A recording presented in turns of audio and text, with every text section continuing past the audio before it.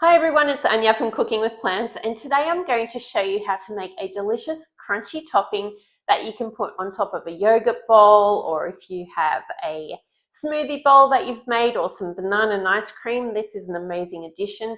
Even if you have a fruit thick shake, then this is a nice crunchy topping that you can add to make it not only look good but taste amazing.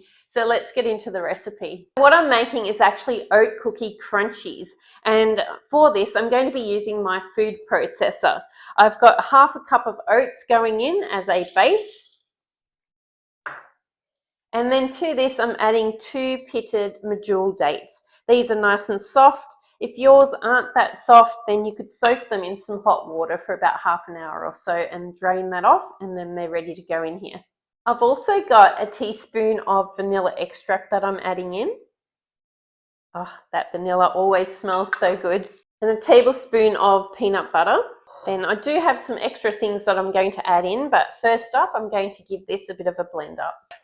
Okay, so once this is nicely mixed through, just check the consistency of this because you do want it quite sticky. So I'm just going to test a small bit of this. And yes, it's sticking, but I would probably like it to stick a little bit more. So I'm just going to add in a little bit of plant milk, about a tablespoon's worth, and you can adjust this with extra dates or extra peanut butter or a little bit of moisture like I'm adding now, and then re-blitz. So you can see with the extra moisture, it's just much more sticky now and very easy to form into little balls. So I'm just going to get my mixture out of the processor and into a bowl. And I've also got some rice cakes in here. So these make it super crunchy and delicious. So I'm just going to crunch all these up as well and then mix them through our blended oats.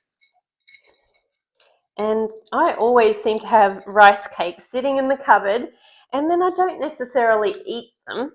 And so this is a great way to use them up. Also, I'm adding in about 1 tablespoon's worth of sprouted buckwheat, and this gives it an extra crunch as well. And then this is the fun part, when you can just use your hands, get into here and just mix it all together. So this is now nicely mixed together, and I'm just going to shape these into small balls. So you can see how quick and easy these are to make, and they just taste absolutely amazing because of the combination of crunch. The brown rice cakes mixed with the sprouted buckwheat. Oh, it's such a nice combination. And then the flavors from the vanilla and the dates and the peanut butter. Oh, these are so good. You could also cover these in some chocolate. As always, I'm going to have to give this a taste test. They never disappoint. Give these a try. Please share this recipe with your friends if you think they would love these as much as I do, and hopefully you do too. So delicious. Please like the video, subscribe to the channel, and I look forward to seeing you for the next recipe. Bye for now. Breakfast time. Oh, that's so good.